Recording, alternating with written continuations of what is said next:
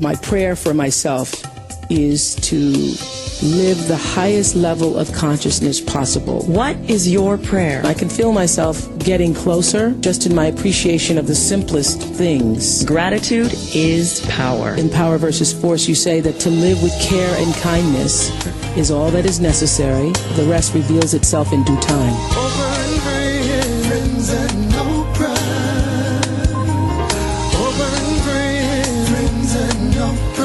It's Talk to Me, the Soul Series with Oprah Winfrey. Hello, everybody, and welcome to Talk to Me. I'm Oprah, and I'd like to thank you for continuing to join me here on our Soul Series on XM 156.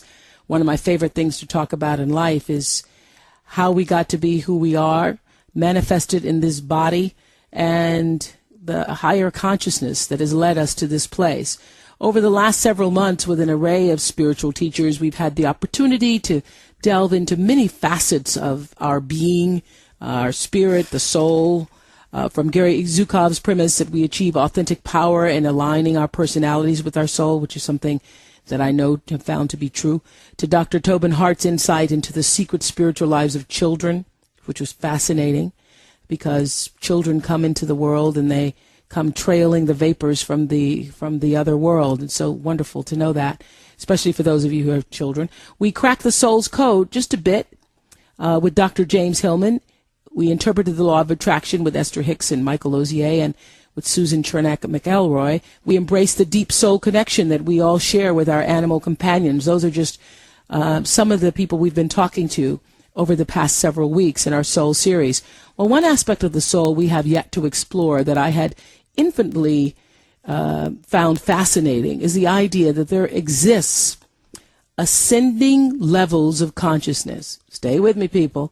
A sort of ladder of spiritual enlightenment on which our souls can be measured, consciousness map. And I came to this theory, this idea, as presented by Dr. Дэвид Hokins. I read a book not too long ago called Power versus Force. And Dr. Hawkins says there also exists a defensible, scientifically based method that confirms the reality of spiritual truth. Dr. Hawkins is an author. He is a spiritual teacher who is on the leading edge of consciousness research, though best known for his book that someone presented me with several weeks ago. But he's best known for Power versus Force, The Hidden Determinants of Human Behavior, but has written many other books. His sixth and most recent release in this progressive series is called Discovery of the Presence of God. So I'm really happy that Dr. Hopkins can join us from Phoenix, warm, sunny Phoenix, Arizona today.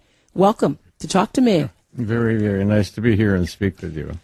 Well, I am, the way life works, things come into your life as you are prepared to receive them. That happens. I've been studying many other authors and spiritual material for the past 20 years, and I had not come across your book. I guess I just wasn't prepared or ready for it until recently. But as I just said, I found it infinitely fascinating, your first book, Power versus Force. And for all of our many listeners who are, as I was until several weeks ago, not familiar with your esteemed work, I'd like for you to begin with the story that you told in the, preface or introduction of the book. How back in the day, as I say today, you were a paper boy in rural Wisconsin, and there came a storm. Can you start there? The onset of my life was somewhat unusual. I remember everything was a complete blank until suddenly at age 3. At age 3, suddenly it was like Klieg lights got turned on in a dark stadium. From nothingness, suddenly I went into the shock of realizing I existed. So at age 3, I'm pondering, is the highest truth existence or non-existence? And I know I read that. That's in like the opening pages, and I went, what kind of 3-year-old were you?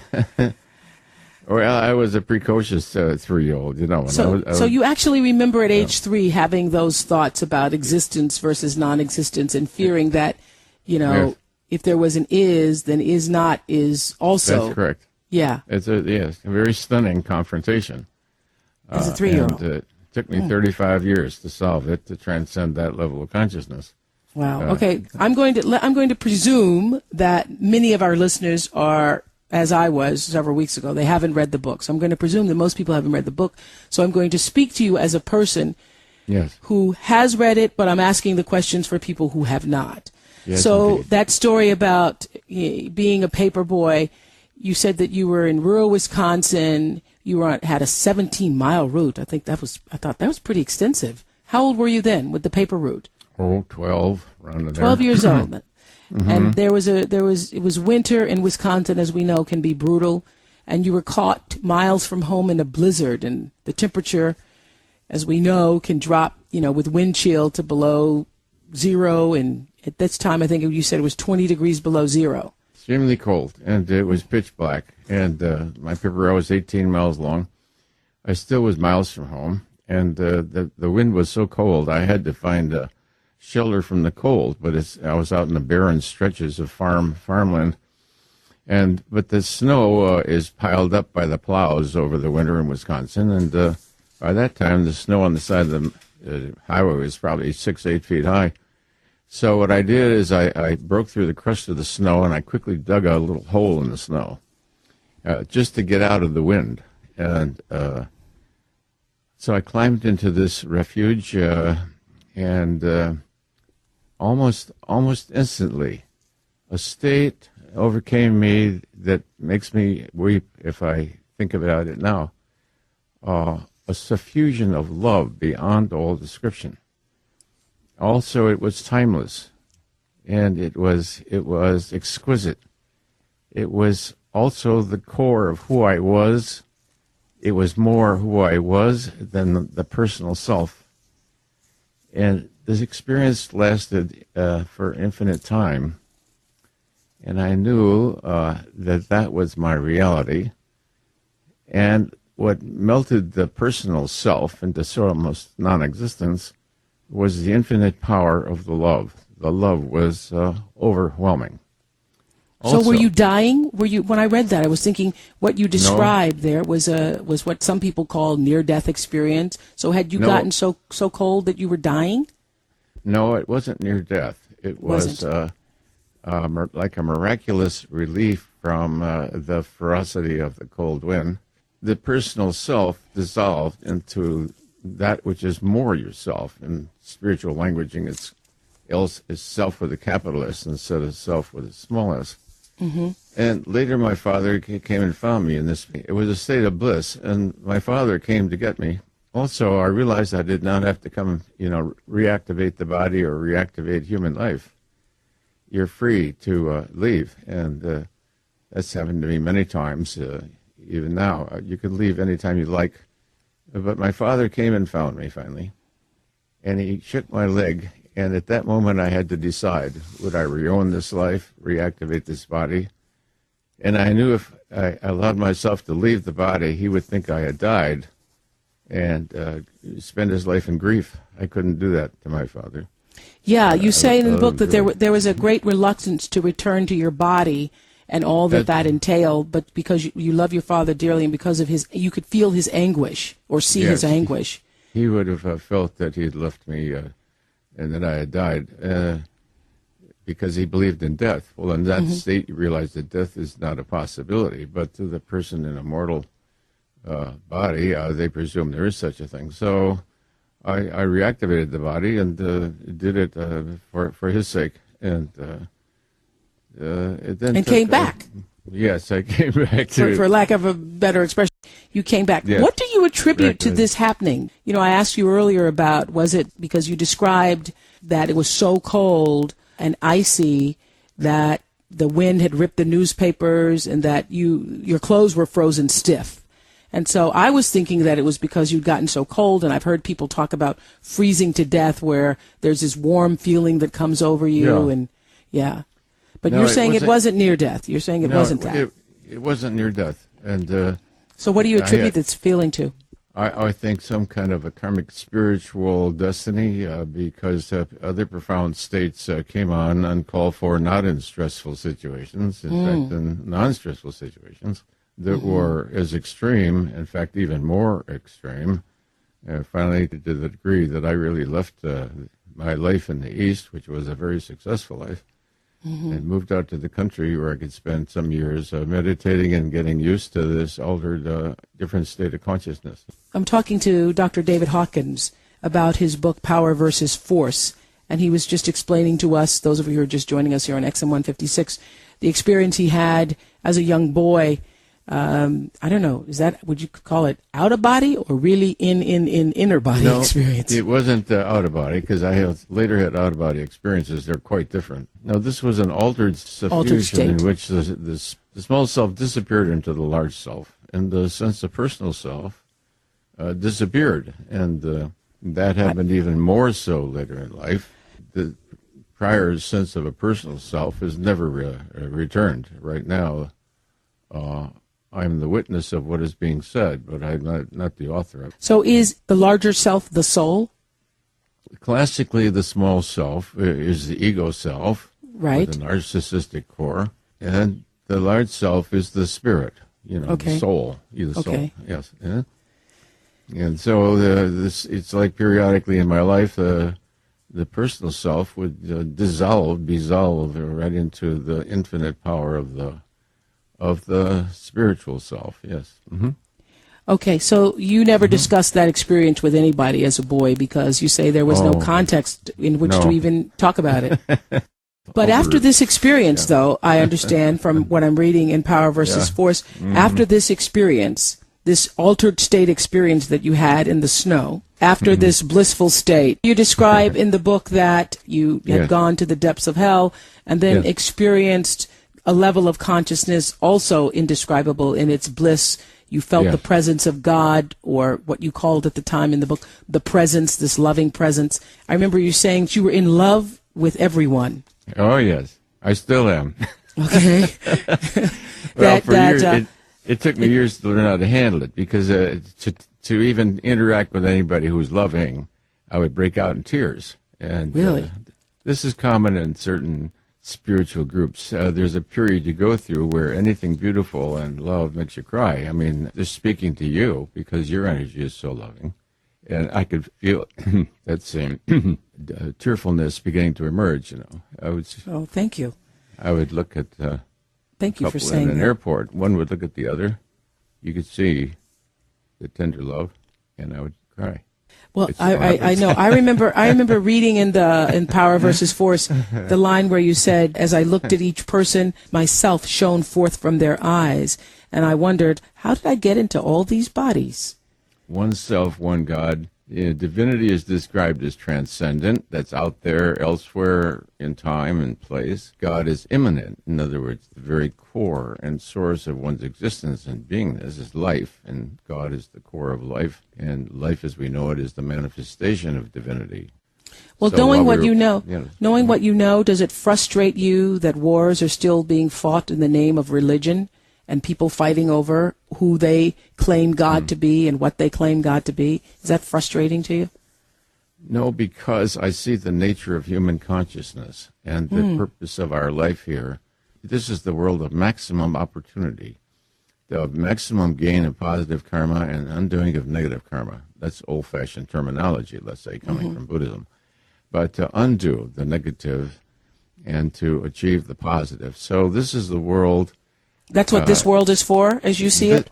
Yes, this world, by many years of research, and we demonstrate this very often at lectures, is perfect as it is. If its purpose, then, is the evolution of your soul, then it's perfect. Because how could you perfect your soul if you couldn't get a chance to say no to evil and say yes to good and goodness and love? One of the things that I love that you say is...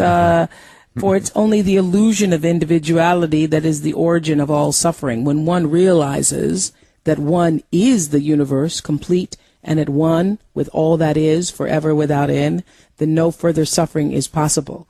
Well, the question is, how do we all begin to realize that? In recent weeks we've just been talking about people just trying to understand that they have some control over their realities by the way they think about their lives and how, you believe that, right? Well, you can't transcend the world till you master it. You finally, first you master the world, and then you let go your attachments to it. You let go of the desires and aversions. One of my goals here on earth is to be, my prayer for myself is to live the highest level of consciousness possible for me, incarnated in this body with this ego in this lifetime. That is my constant, and I've had that prayer for about 20 years, and I can feel myself getting closer, just in my appreciation of the simplest things, finding in the midst of, Yes. chaos and craziness and stuff, I can just still myself, that my experience is completely different than the experience that other people are having around me. So that means I'm getting closer, right? You're striving for unconditional love. And Yes. of course, it's that love you radiate out to the world. And that's why the world loves you.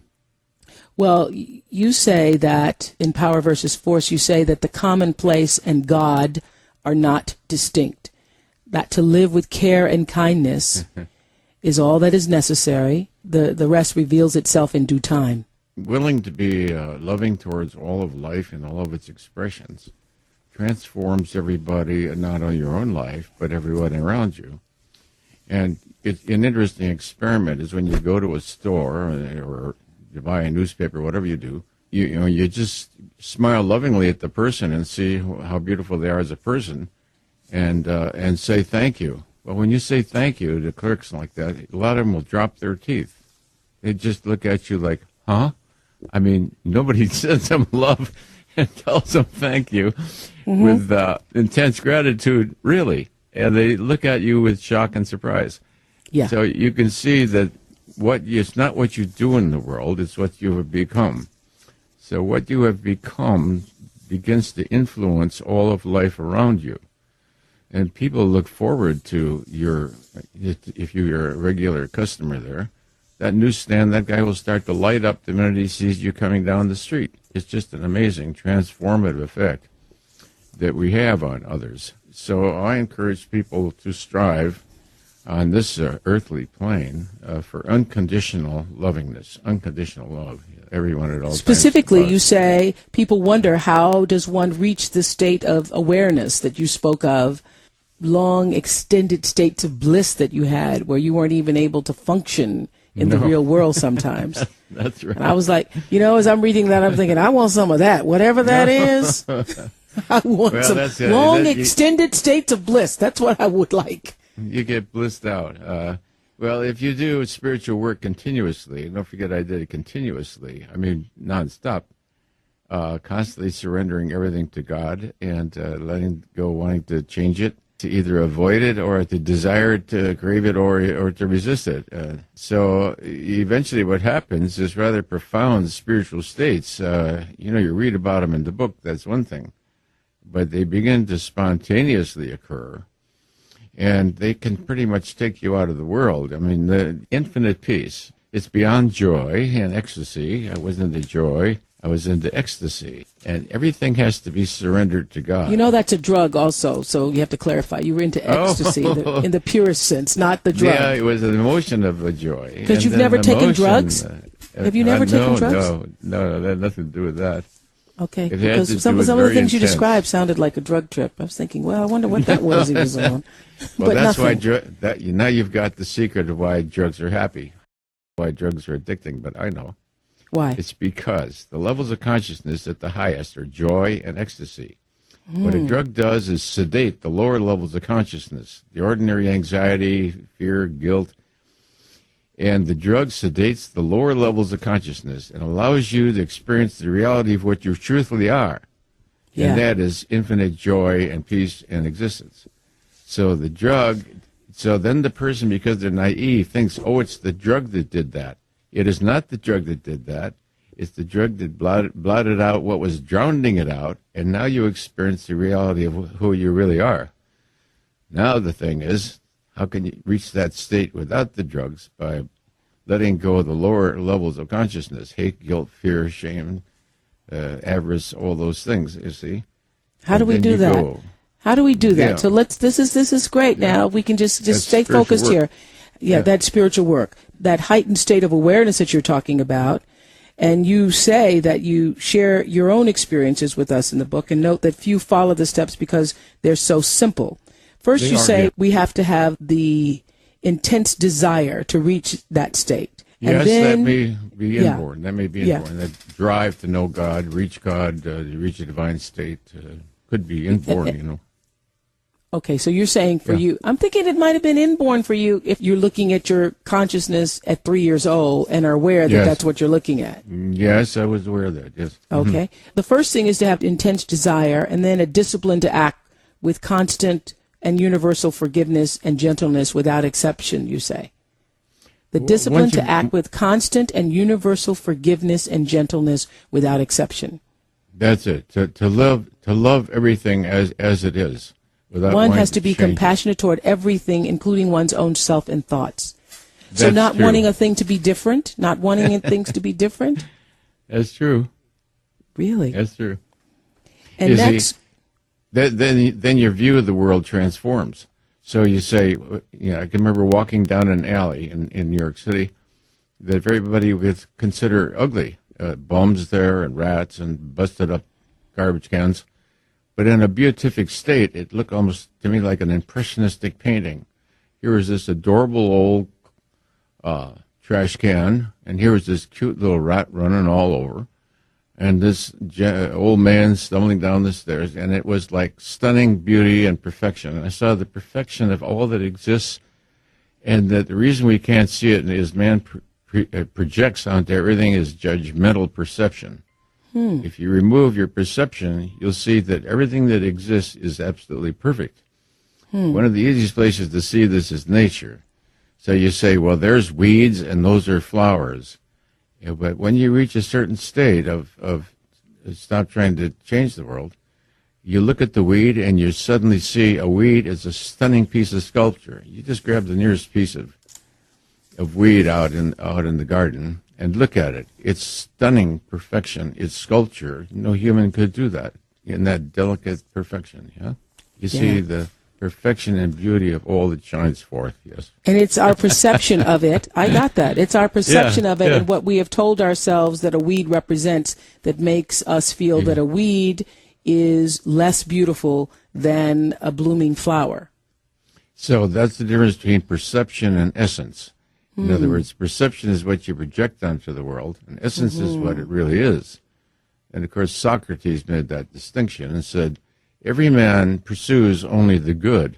It's just that he doesn't know what the real good is. Well, yes, you should know, since Socrates and Plato were your playmates.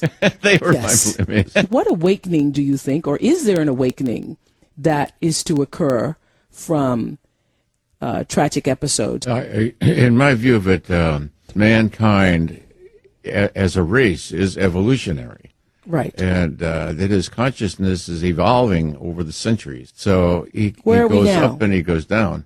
Where are we now? And don't forget, man has been at war 97% of recorded time. 97% of time. So 3% of the time he was probably too sick or too poor. I don't know.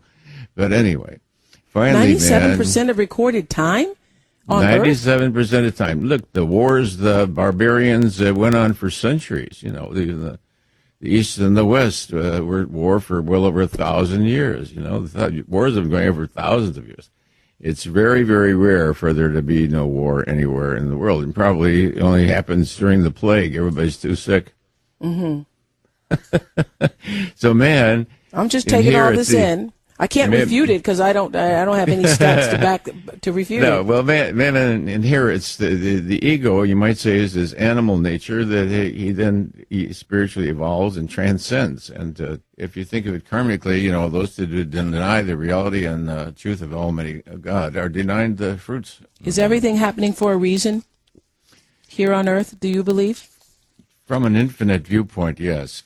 It has to do with options and choices and propensity for choices, and it also has to do with quantum mechanics. It has to do with called the Zeno effect. Mm-hmm. The more often you the more often you choose a certain alternate, the more likely you are to choose that again. And by intention, consciousness affects the phenomena in the world. A scientific experiment cannot be done twice because the fact that you're observing it has already changed the outcome. So our intention for ourselves and others in the world affects the world. So your concern for them and my concern for them, all of our concern for them, alters the world, yes? Mm-hmm. You say be passionate for God, not for belief systems. Yes. Yes, people make an ism out of everything. You can't mention, our world is so politicized, you can't mention anything in this world that somebody doesn't have a political label on it, either left or right or something, some kind of a miserable thing, Yeah. Yeah. So be passionate for God, not for belief systems, you say. So because the world gets so contentious, and the book I'm working on now is called Spiritual Reality in Modern Man.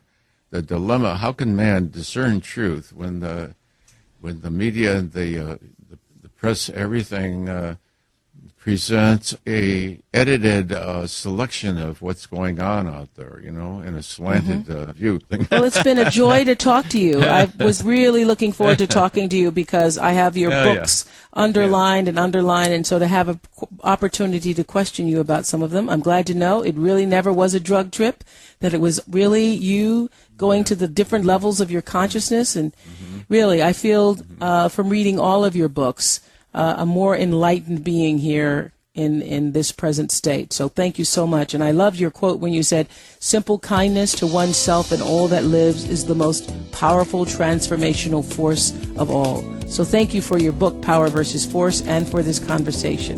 Thanks, Dr. Hawkins. Thank you for your service to this world. Thank you. Thank you. All right, more Soul Series next week on XM 156. Keep on talking to me.